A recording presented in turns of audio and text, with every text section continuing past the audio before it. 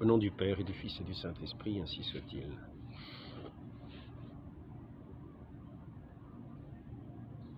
Donc, je voudrais commencer par faire un petit rappel que je fais maintenant habituellement, qui peut être rappelé. Hein. C'est le sens de l'envoi de notre Seigneur.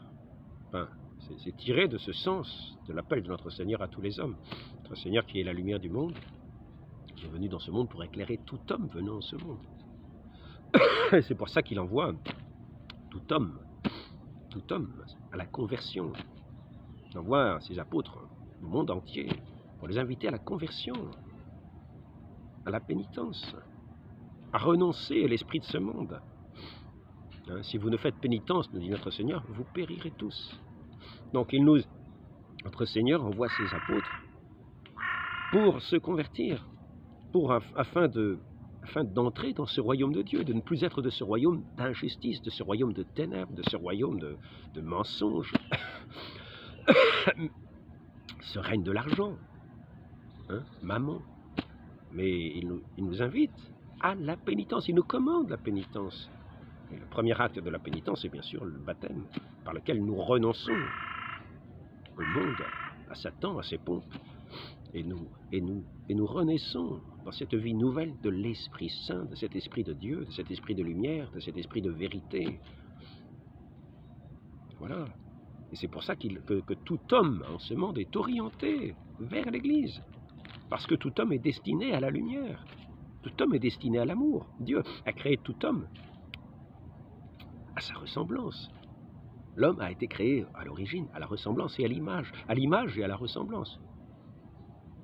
Donc, par le péché, nous avons perdu la ressemblance. Donc, par la conversion, par la pénitence, tous, nous devons nous orienter dans cette pénitence, dans cet esprit de pénitence. Plus ou moins, les religions comprennent plus ou moins les diverses esprits religieux des hommes, le plus souvent, un reste de ce sens de la pénitence est souvent mal orienté, car il ne s'agit pas simplement de faire des choses extravagantes, mais de mourir véritablement à l'esprit de ce monde, à l'esprit de Satan, et de renaître véritablement à la vérité, celui qui est la vérité, de renaître, celui qui nous donne son Esprit Saint, de renaître au Christ, de renaître à celui qui est le chef de ce royaume, Dieu tout simplement, qui est le chef de cette humanité, notre Seigneur Jésus-Christ, qui est le Dieu véritable, qui s'est incarné pour nous rétablir dans cette amitié de Dieu, par le don de sa personne qu'il nous a fait, et qui est le chemin. Il nous a montré le chemin. Il est lui-même le chemin, il est la vie. Ainsi, comme le dit ce texte du Concile, d'une manière ou d'une autre, j'avais commencé à enregistrer, mais l'engin est tombé en panne, alors je recommence, je vais essayer de trouver le texte. Hein, tout homme est orienté à l'Église catholique, hein, à l'unité catholique du peuple de Dieu. Tous les hommes sont appelés à cette unité, appartiennent sous diverses formes, ou sont ordonnés, c'est-à-dire que nous aspirons tous à la vérité, nous aspirons à la justice. Dieu nous a créés pour l'amour, pour la lumière, pour la vérité. Il ne nous a pas créés pour périr dans le mensonge et dans les ténèbres de l'infidélité.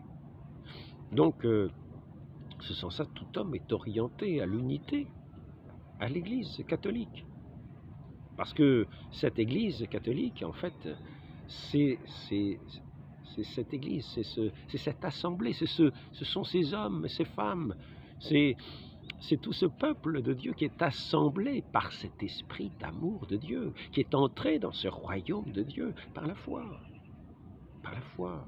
Parce que l'homme a un cœur, une âme, une pensée. Et c'est par cet acte humain qui est un don de Dieu, mais dont Dieu nous rend capables, parce que nous sommes faits de cette façon. Il nous a créés ainsi, pour lui accorder notre foi, et ainsi nous faire entrer dans son amour, nous donner d'entrer dans son amour et d'aimer par son amour, par son Esprit Saint. Et c'est ce règne de cet amour, ce règne de justice, ce règne de respect des uns et des autres. Et ainsi,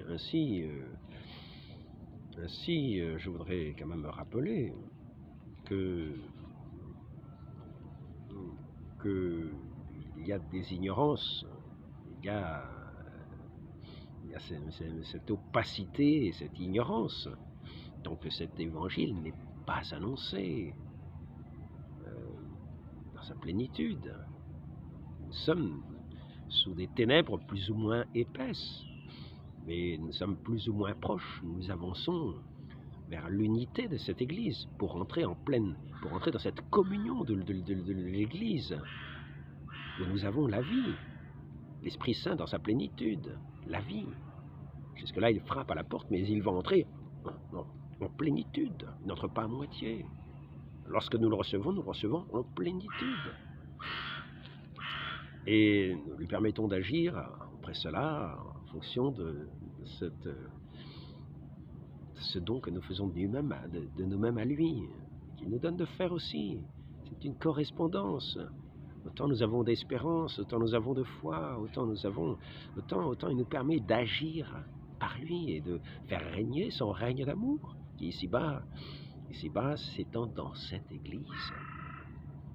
Donc, tout homme est orienté, est invité à entrer dans ce règne de Dieu, dans cette union des cœurs et des âmes, dans cette unanimité de la vérité, de l'amour qui est dans la plénitude, qui est entier, qui est dans sa pleine lumière, dans ce Dieu qui est l'amour infini, qui est la beauté même. Et c'est à cela que nous aspirons, que l'homme, c'est pour le connaître que l'homme est créé, pour le connaître, l'aimer, le servir. C'est le règne de Dieu. Et notre Seigneur envoie ses apôtres par le monde entier pour entrer dans ce règne de l'amour, dans cette Église. Non pas pour faire Église à côté, en nous disant « Oh, ce sont des gens, des tristes cires, ce sont des tristes cires, ce sont des grands pécheurs, moi je suis... Non, nous sommes des gens purs, nous faisons notre Église à côté de l'Église. » Mais oui, mais il n'y a pas d'église à côté de l'église. Il y a le règne de Dieu et nous devons y être et être des ouvriers dans ce règne de Dieu.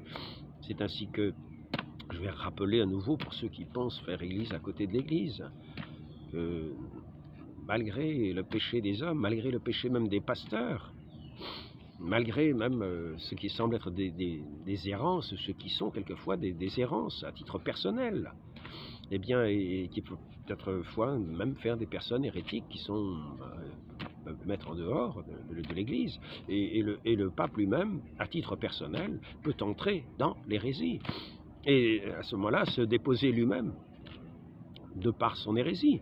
Mais pour le bien commun de l'Église, le Christ, lui garde une juridiction, non pas de droit, puisqu'il n'y a plus de droit, puisqu'il n'est plus pape, puisqu'il n'est même plus membre de l'Église, mais de fait, pour le bien commun de l'Église.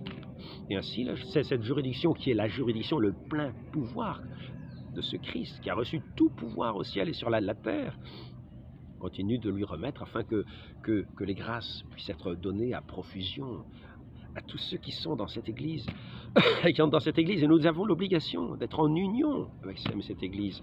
Je vais relire le passage. Hors de l'Église, pas de salut. Appuyé sur la Sainte Écriture et sur la tradition, le Concile enseigne que cette Église en marche sur la terre est nécessaire au salut. Et ça, c'est le numéro 846 du catéchisme. Seul, en effet, le Christ est médiateur et voie de salut. Or, il nous devient présent en son corps qui est l'Église. Et en nous enseignant expressément la nécessité de la foi et du baptême, c'est la nécessité de l'Église elle-même, dans laquelle les hommes entrent par la porte du baptême, qu'il nous a confirmé en même temps. C'est pourquoi ceux qui refuseraient soit d'entrer dans l'Église catholique, soit d'y persévérer, alors qu'ils la sauraient fondée de Dieu par Jésus-Christ comme nécessaire, cela ne pourrait être sauvé. Donc, on fait ce rappel. Maintenant, nous allons voir que notre Seigneur a envoyé a envoyé ses apôtres à l'univers entier, parce qu'il est la lumière du monde, afin que tout le monde puisse entrer dans ce règne de Dieu, dans ce royaume de Dieu, dans ce que notre Seigneur appelle ce royaume de Dieu qui est tout proche, qui attend notre conversion, qui attend ce renoncement de nous qui sommes tournés vers ce monde. Il nous dit, si vous ne faites pénitence, vous périrez tous. Pénitence, pénitence, il faut renoncer à ce monde.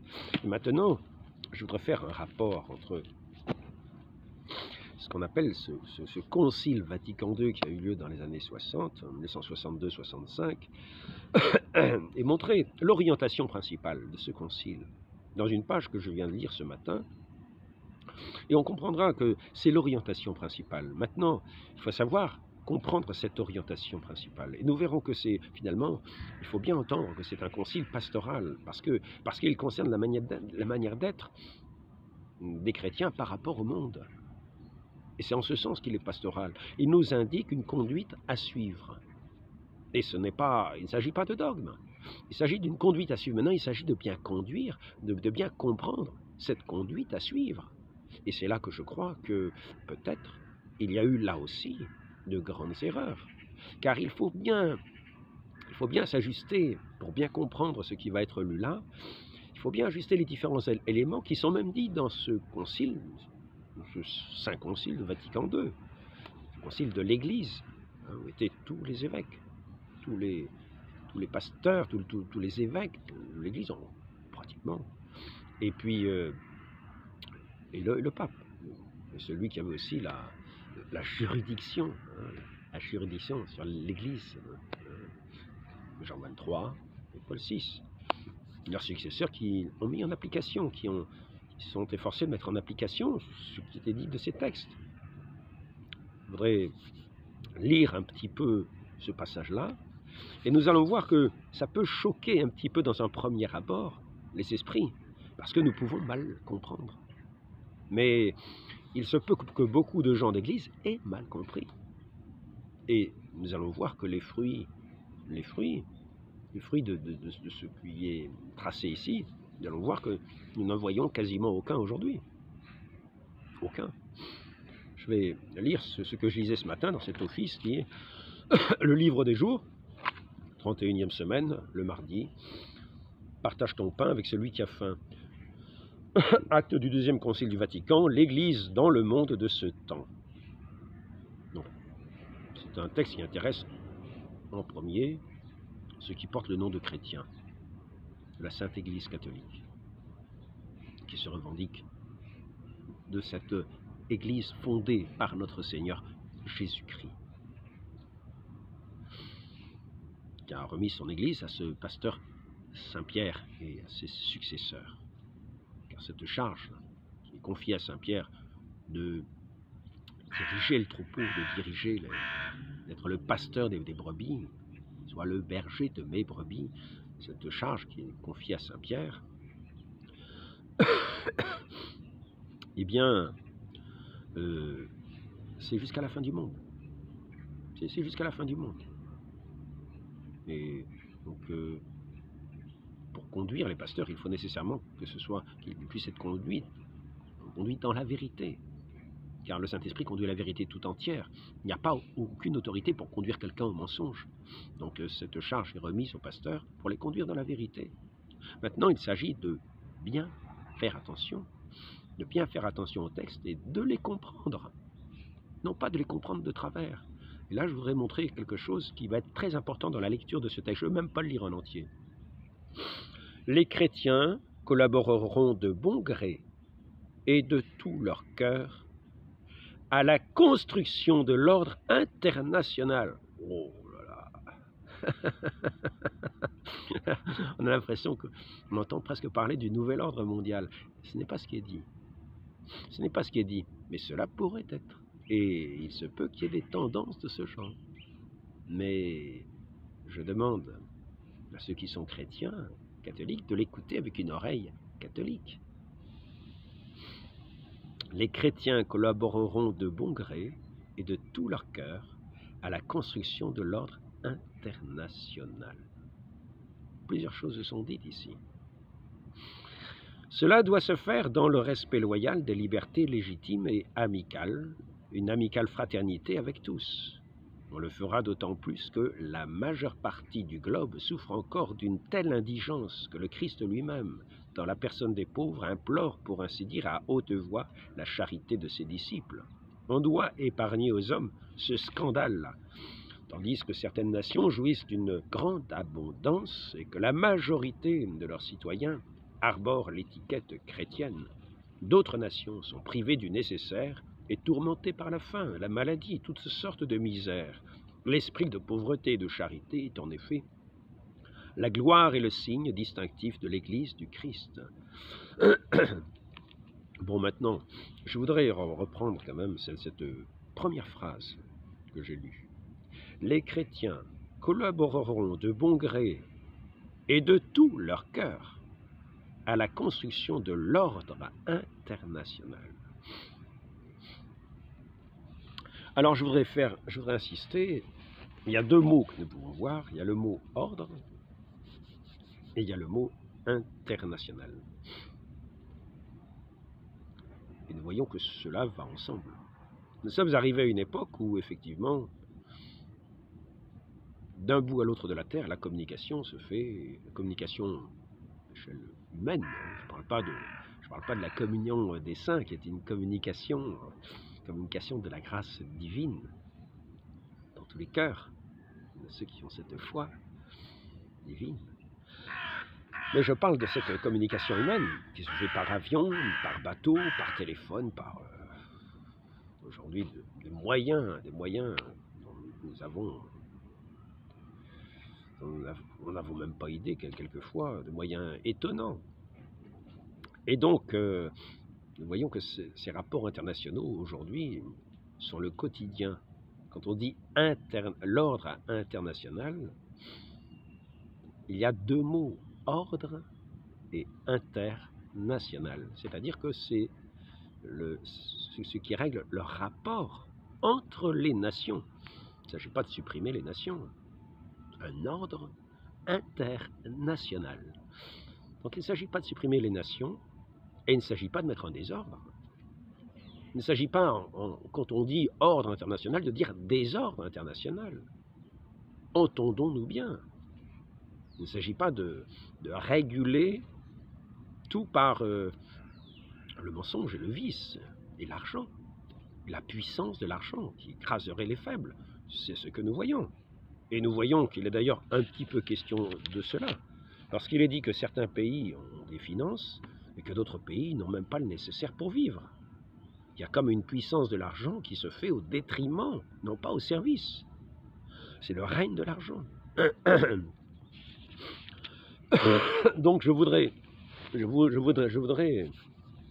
montrer qu'aujourd'hui, ces paroles-là semblent tout à fait...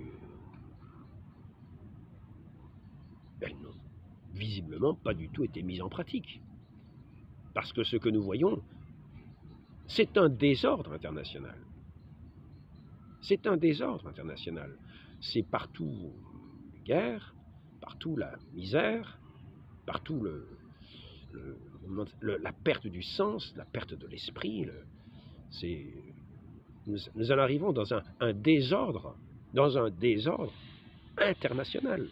Ce n'est pas à la construction d'un ordre international où c'est un ordre de désordre, c'est un ordre satanique. C'est l'ordre du désordre.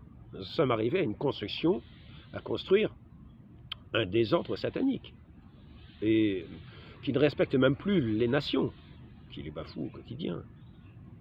Soit dans les peuples eux-mêmes, qui ne sont plus respectés, soit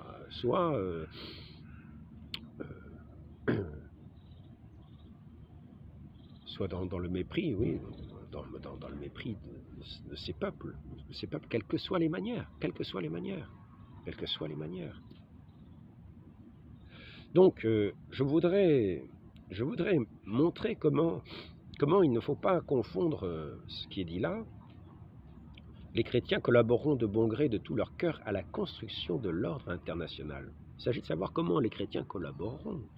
Est-ce qu'il s'agit de suivre la finance internationale qui va mettre le chaos partout? Non, non, non. collaborons. S'il faut collaborer pour mettre l'ordre international, il s'agit de ne pas collaborer à un désordre international. Et donc de ne pas suivre ceux qui mettent le désordre international, mais au contraire, de les aiguiller. De les aiguiller. Car nous rappelons une chose.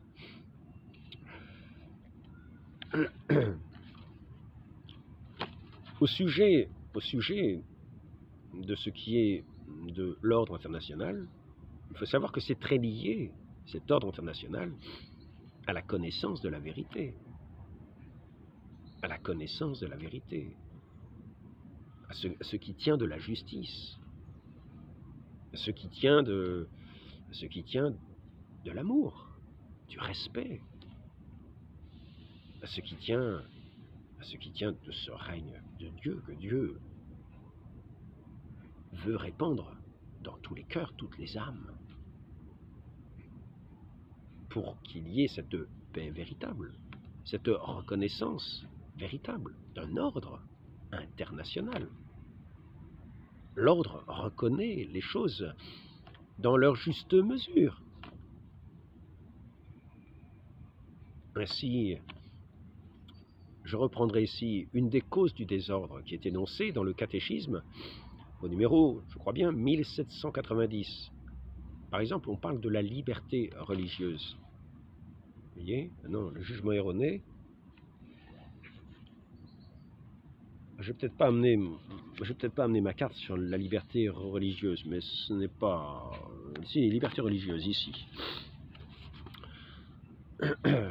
Au sujet de la liberté religieuse, par exemple, parce que c'est vrai, ce qui fait partie de l'ordre international, collaborer à l'ordre international, c'est pas collaborer aux persécutions.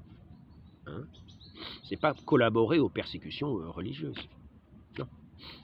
Notre Seigneur, quand il nous dit heureux êtes-vous si vous persécutez, il ne nous dit pas heureux êtes-vous si vous persécutez. Hein, heureux êtes-vous, heureux les affamés de justice, heureux les affamés, les assoiffés de justice, ils seront rassasiés. Parce que l'ordre international est aussi du fait que nous sommes affamés de justice, nous avons soif de justice. Et il faut donc que cette justice puisse être faite, puisse être donnée, pour que les choses puissent se faire véritablement dans un ordre qui régit les nations, justement. Et il ne s'agit pas ici non plus heureux les assoiffés, les affamés de justice. Il ne s'agit pas d'être repu de certains principes et d'en assommer les gens. Non, non, non, non. Mais il s'agit de régler les choses, faire les choses dans cet esprit de justice. Nous avons faim et soif de justice. Cela, ça s'adresse à ceux qui ont faim et soif de justice. Et à eux, il faut pouvoir rassasier, les nourrir. Notre Seigneur se fait le pain vivant de nos âmes. C'est lui qui rassasie cet esprit, notre esprit de justice, qui nous montre ce chemin de la justice véritable, ce chemin de la charité. Ainsi, il nous est dit, la liberté religieuse n'est ni la permission morale d'adhérer à l'erreur, parce que la justice est liée à la vérité. Donc, nous ne pouvons pas nous permettre, au nom d'une liberté religieuse, de laisser les gens dans l'erreur. L'erreur qui est toujours un mal. Je rappelle ici ce qui est dit, là c'est au numéro 2108. La liberté religieuse n'est ni la permission morale d'adhérer à l'erreur, ni un droit supposé à l'erreur, mais un droit naturel de la personne humaine à la liberté civile. Je pourrais dire aussi que dans ce concile, puisqu'on en est aux questions de droit, il est dit aussi des droits des hommes universels et inviolables. Mais quels sont ces droits? Est-ce que c'est le droit d'être abreuvé de mensonges? Non, non, ce n'est pas un droit, c'est jamais un droit. Le mensonge n'a jamais aucune légitimité. Nous voyons bien que la liberté civile n'est pas, la liberté religieuse n'est pas une permission morale d'adhérer à l'erreur. Nous avons le droit à la vérité. En premier, le droit à la vie. droit à la vie, car avant d'avoir le droit à la vérité, il nous faut déjà avoir le droit à la vie, le droit de vivre. Donc, lorsque nous voyons les chrétiens collaborent de bon gré de tout leur cœur à la construction de l'ordre international, ils y collaborent par cette parole de vérité, qui n'est pas le droit à l'erreur, mais qui n'est pas non plus le droit de persécuter les gens. Les gens ont le droit de ne pas être persécutés. Mais néanmoins, il est rappelé à la fin, hein, selon les exigences du bien commun, ratifiées par l'autorité civile, selon les règles juridiques conformes à l'ordre moral objectif. Nous connaissons les commandements de Dieu qui règlent cet ordre moral objectif. Et ce qui est à la base de cet ordre moral objectif, c'est l'amour. C'est cette charité dans laquelle notre Dieu nous invite à entrer. Lui qui est la vérité même, la justice et la bonté. Lui qui nous montre ce chemin, qui est un chemin de renoncement à ses ambitions, à ses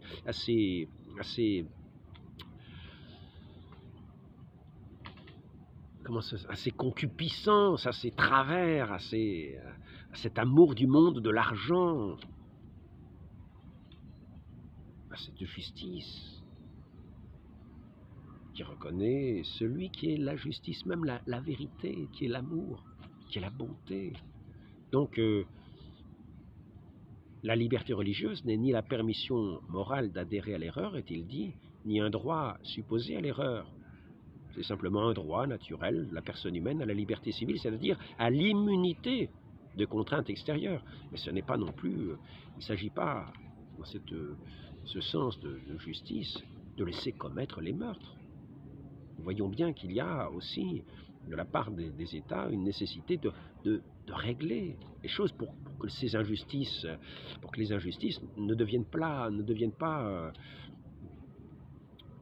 ne soient pas au préjudice de ce qu'il est dit ici. Hein. Certaines nations jouissent d'une grande abondance, la majorité de leurs citoyens arborent l'étiquette chrétienne, d'autres nations sont privées du nécessaire et tourmentées par la faim, la maladie, toutes sortes de misères, la guerre, l'oppression. Donc il ne s'agit pas, effectivement, de laisser faire les injustices.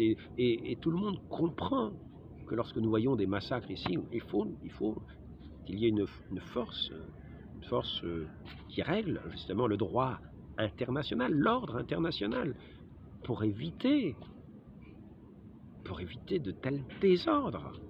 Et cela se fait par ce sens de la justice qui est basé sur la vérité. La vérité. Et nous voyons donc ni une permission morale d'adhérer à l'erreur, ni le droit supposé à l'erreur. Donc l'ordre international est basé non pas sur un droit à l'erreur, car en premier, ce qu'on appelle le droit universel, les droits des hommes universels inviolables, c'est le droit à la vérité. C'est le droit à la vie. C'est le droit à ne pas être déjà tué dès le sein de sa mère, afin que nous puissions connaître la vérité qui nous donnera cette plénitude de grâce de la vie éternelle, à laquelle notre Dieu nous appelle, et à laquelle va toute aspiration des hommes. Toute aspiration des hommes. Ainsi, il est dit aussi au sujet du jugement erroné, parce que si on permet de diffuser comme cela le mensonge tel que les puissances de l'argent pourront la communiquer pour instaurer leur règne, non pas un ordre international, mais ce désordre international qui sera en faveur de leur pouvoir, de leur puissance, de leur caprice, de leur ressentiment, de leurs sentiments, de leur orgueil, de cet esprit du monde qui est la mort des âmes. Notre Seigneur nous dit, si vous ne faites pénitence, vous périrez tous. Cela s'adresse à ces puissants aussi. Il faut contribuer à l'ordre international, c'est-à-dire au bien des peuples. Au bien des peuples. par la vérité, par la lumière de la vérité. Et c'est ainsi que lorsque nous voyons sur le jugement erroné, ce qui tient du jugement erroné est grave, qui est souvent dû à l'ignorance de la vérité. Et c'est pour ça qu'il nous faut bien comprendre ce texte qui montre l'importance que les chrétiens peuvent avoir dans cette construction de cet ordre international, afin que les petits ne soient pas spoliés, ne soient pas écrasés, ne soient pas assassinés, et que les peuples entiers ne soient pas asservis aux puissances de l'argent, mais que ce soit un ordre, construction d'un ordre international. Et donc, la conscience bonne et pure est éclairée par la foi véritable. Par l'ignorance invincible, c'est le numéro 1790 du catéchisme, par l'ignorance invincible, ceux qui demeurent dans l'ignorance parce qu'on ne les a pas informés, par l'ignorance invincible, le mal ne peut être imputé à ceux qui sont dans cette ignorance et qui commettent le mal. Le mal ne peut être imputé. Il n'en demeure pas moins un mal, une privation, un désordre. Et c'est là une responsabilité grave des chrétiens. Dans la construction de cet ordre international, il est nécessaire de dire la vérité. Et au sujet de cette vérité, il s'agit ici de... Je vais reprendre un passage du catéchisme. Donc je rappelle, c'est un désordre. Il faut dès lors travailler à corriger la conscience morale de ses erreurs. Comment voulons-nous contribuer, les chrétiens collaborons de bon gré, de tout leur cœur, à la construction de l'ordre international, en laissant dans l'erreur cette construction du monde international, dans des erreurs qui entraînent des désordres. Car on nous parle d'ordre international, on ne nous parle pas de désordre international. Il faut donc corriger ces erreurs, c'est une nécessité. Il faut donc travailler à corriger la conscience morale de ces erreurs. C'est la première chose que les chrétiens auront à faire, car les chrétiens ne sont pas particulièrement riches. Ce ne sont pas les plus riches, puisque souvent, pour être parfait chrétien ou vivre en état de perfection, comme des religieux, il faut faire le vœu de pauvreté. Donc, ils ne vont pas aider les gens par des dons d'argent en quantité, mais par contre, en apaisant là où il y a la guerre, mais par la justice, pas par le mensonge, pas par les erreurs. Il faut travailler en premier à ce que ceux qui sont destinés à cette lumière de Dieu puissent connaître la lumière de Dieu, dans laquelle est toute justice, toute vérité, toute bonté, l'amour, la paix véritable. Donc ceux qui se tiennent en chien muet, qui collaborent à un monde qui demeure dans l'ignorance, dans une ignorance qui peut être invincible pour ceux qui sont ignorants, mais pas pour ceux qui n'annoncent pas, parce qu'ils sont devenus des chiens muets. Et là on peut s'adresser à ceux qui sont les pasteurs, qui les premiers ont charge d'annoncer, de dire, de corriger. L'ignorance invincible, le mal ne peut être imputé à l'ignorance invincible, il n'en demeure pas de moins un mal, une privation, un désordre. Quel ordre international allons-nous bâtir sur un désordre par la privation de la connaissance, de la vérité? Il faut donc travailler à corriger la conscience morale de ces erreurs. Et c'est là que nous allons voir certains textes qui ont une grande importance. Je le tire encore du catéchisme.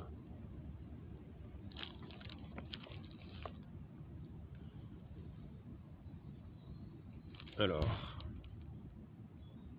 où est-ce que c'est? Relation, c'est en attente accompagnée.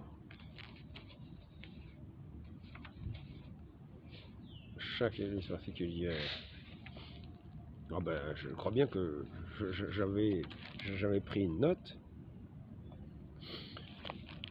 Donc, puisque je ne le trouve pas, je ne sais pas comment c'est possible ça.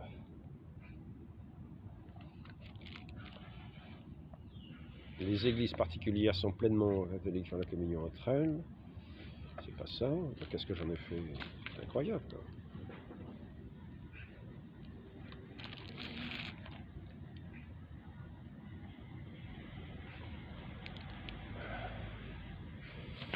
peut-être ici, on va voir.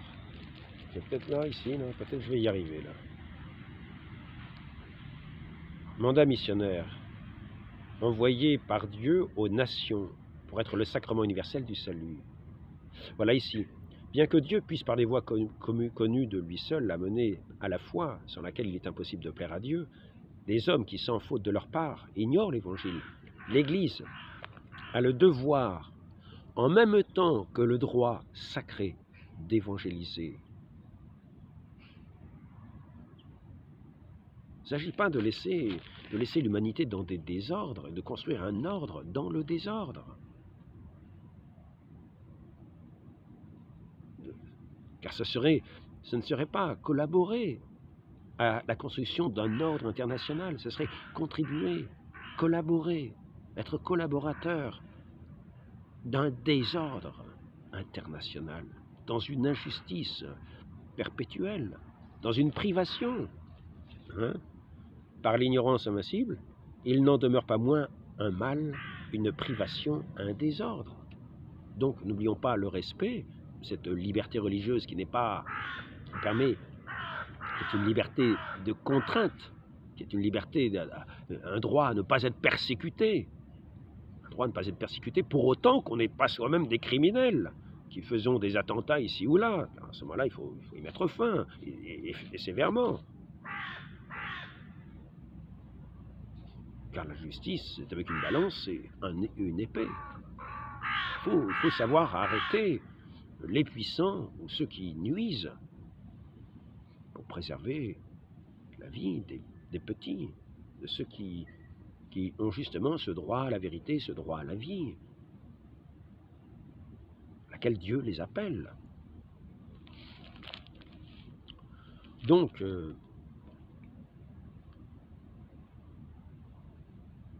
Dieu veut le salut de tous par la connaissance de la vérité. Le salut se trouve dans la vérité.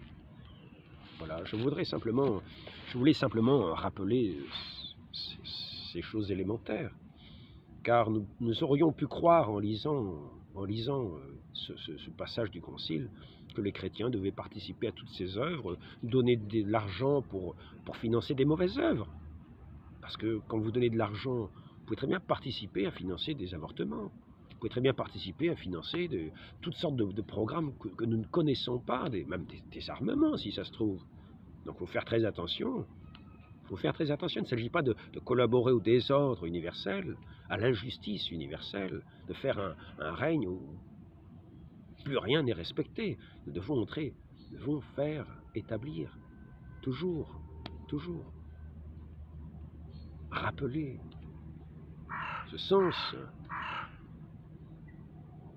de ce qui est vrai, de ce qui est juste, de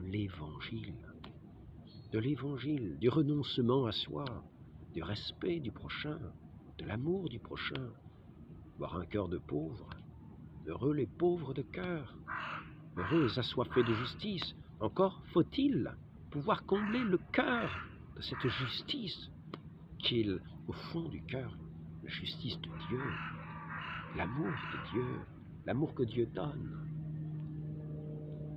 et qui nous fait entrer dans cet amour et ce respect du prochain. Ainsi, nous devons, ainsi qu'il est dit, dans cet objectif pastoral, voyons bien que ce n'est pas dogmatique. Ce texte-là n'est pas dogmatique. Il n'y a pas d'hérésie. Mais nous devons bien comprendre le texte, car aujourd'hui nous voyons le désastre 60 ans après. Quelle collaboration les chrétiens ont pu le contribuer à faire pour arriver à un tel désastre à travers le monde.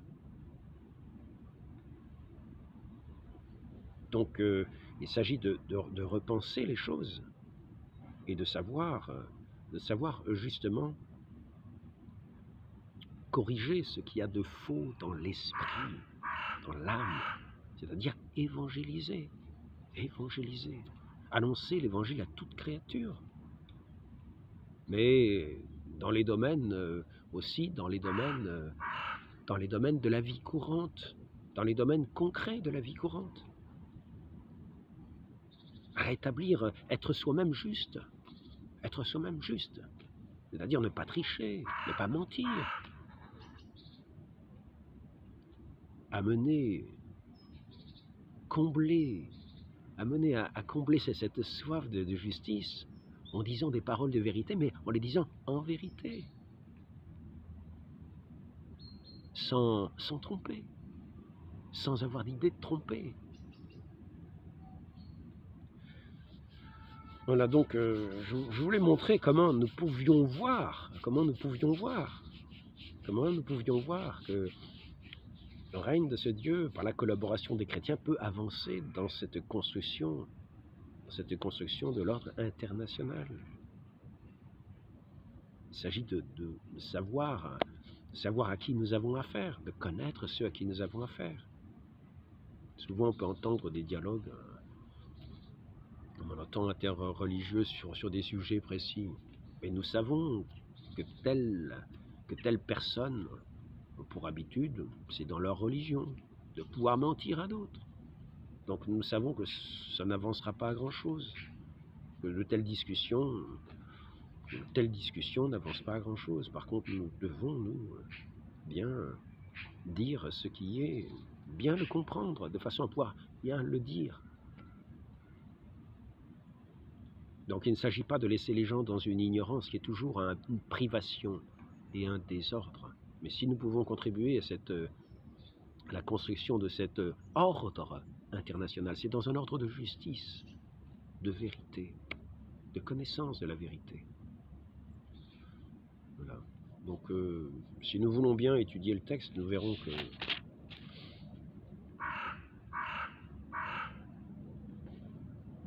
que nous pouvons regarder tous ces textes et finalement les faire nôtres dans la vertu chrétienne, véritablement chrétienne, et non pas aller comme faisant une alliance avec Bélial, non, mais toujours penser que cet ordre, que ces relations internationales doivent se construire dans un ordre de justice, de paix, de vérité.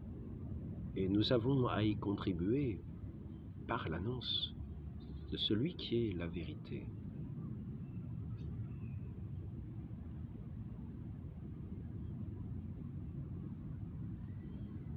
Demandons cette grâce à la très sainte Vierge Marie de, ainsi qu'il est demandé, collaborer de tout notre cœur, de bon gré de tout notre cœur, à la construction de cet ordre international qui respecte les peuples et les nations, qui fasse en sorte que tout se fasse dans la justice, non pas au détriment des plus petits, et que ceux qui veulent imposer leurs mains puissantes sur le monde puissent être retenus, même par eux-mêmes, dans cet esprit de pénitence. Demandons cette grâce à la très sainte Vierge Marie, de mère de l'Église, qui est appelée à se répandre sur l'Église entière, ce règne de Dieu, ce règne de l'amour, ce règne de la vérité, ce règne de la sagesse, de la bonté, de la lumière, dans la foi véritable, pour lequel le cœur de l'homme est fait, cette foi qui est un don de soi-même à son Dieu.